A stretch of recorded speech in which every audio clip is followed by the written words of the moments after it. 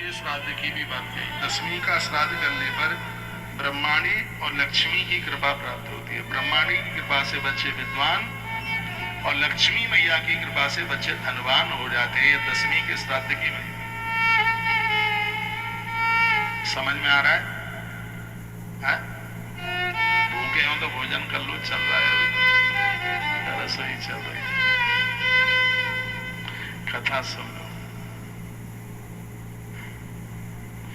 बोलो बांके बिहारी लाल की, श्री हनुमंत बलवंत महाराज जय जय।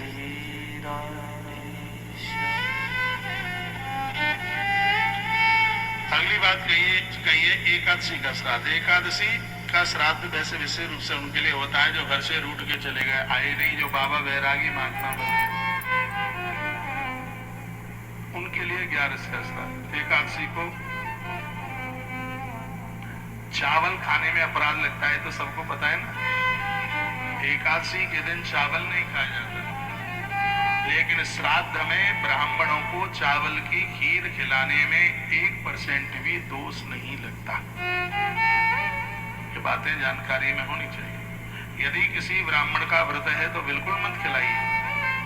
यदि वह एकादशी का व्रत नहीं करता है और आप श्राद्ध कर रहे हैं तो श्राद्ध वाले दिन उन्हें भोजन स्वादिष्ट मिष्टान भगवान जैसे देवताओं को अन्न का भोग लगाने का कोई दोष नहीं लगता, उसी प्रकार से श्राद्ध में एकादशी के दिन ब्राह्मणों को पूड़ी और खीर जमाने में खिलाने में कोई दोष नहीं लगता। पुण्य जरूर लगता है, दोष तो कोई नहीं लगता। उस दिन 2 प्रकार के भोजन की व्यवस्था रखी है। यहाँ भी ऐसा ही होता है। वैसे हर एकादशी को तुलसी वन आश्रम में भोजन नहीं बनता, बिल्कुल हर एकादशी को 11 को भोजन नहीं बनता। वहां तो काम करने वाले सब ऑफिस के लोग भी सब लोग व्रत करते हैं। 11 के दिन अन्न पकता ही नहीं है तो खाएंगे कहां से। लेकिन श्राद्ध में गया जी की धरती पर चकाचक फलियार भी बनता है और चकाचक भोजन भी बनता है। जिसका व्रत है वो फलियार वाली चीजें लीजिए और जिसका व्रत नहीं है वो आहार वाली अन्न वाली चीज लीजिए। दोनों चीजें बनती हैं क्योंकि एकादशी श्राद्ध में पड़ी है।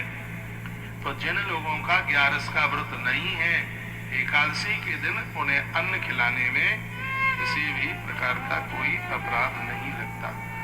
एक बार जयकारा लगाइए बोलो बांके बिहारी लाल की। हमारे वृंदावन में भी ऐसे बहुत देवालय हैं, एकादशी के दिन अन्न का भोग। भगवान को तो दोष लगता ही कहाँ है अन्न का, ईश्वर को। जगन्नाथ भगवान को इसलिए 11 के दिन अन्न का भोग लगता है, शायद बिहारी जी को भी लगता है। तो भाई बताए तुम्हें, बाकी बिहारी जी को लगता है ना, बिहारी जी को, राधा रमन जी को, राधा वल्लभ जी को लगता है इन्हें 11 के दिन। लेकिन इसका मतलब ये नहीं भगवान को भोग लगे तो आप ही 4 फुल्का लेना आरंभ कर दें। आपके लिए नहीं है, भगवान के लिए। आप एकादशी का व्रत करते हैं, यहाँ आपकी एकादशी पड़े तो यहाँ भी करना। ये नहीं कि महाराज जी ने तो कह दिया कि एकादशी को आप खा सकते हैं। वो खा सकते हैं जो व्रत नहीं करते हैं, जो व्रत करते हैं वो नहीं खा सकते। एकादशी के दिन फलियार आहार जो भी है उसकी अनंत गुणी महिमा है। अब 11 के श्राद्ध की और क्या महिमा है। एकादशी को श्राद्ध में दिया गया दान सर्वोत्तम होता है। ऐसा करने वाला सभी वेदों को प्राप्त कर लेता। जिंदगी भर, पूरे जीवन भर वेद पढ़ करके जितना पुण्य कमाया जाता है उतना पुण्य एकादशी के दिन श्राद्ध और दान करने से उतने फल की प्राप्ति हो जाती है। ऐसा भगवान वेद व्यास लिख रहे हैं। श्लोक बोले देता हूं, क्या लिखा है। एकादश्याम परम दान ऐश्वर्यम सततम तथा, परमेश्वर प्राप्त होता है। और क्या है, उन्हें वेदांशैवाप्नुयात् प्राण समनस्तथा, विद्वानों को वेद दान में देने का फल, जिंदगी भर वेद पढ़कर पुण्य प्राप्त करने का फल तत्काल प्राप्त हो जाता है। जो 11 के दिन, जो एकादशी के दिन ब्राह्मणों को भोजन कराते हैं। ये तो आप सब भूल जाएंगे। टेलीविजन पर जितने भी मुझे लोग सुन पा रहे हैं ये तिथियां तुम भूल जाओगे। हमें कह दीजिए पूरे 16 दिन का दिन भर का भंडारा चले 11,000 रुपए का सहयोग है, और एक बार का भोजन चले 5100 रुपए का सहयोग है। पूरा 16 दिन का एक टाइम का भंडारा प्रसाद 5100 रुपए का सहयोग, और पूरे दिन भर का है वो 11,000 रुपए का सहयोग है।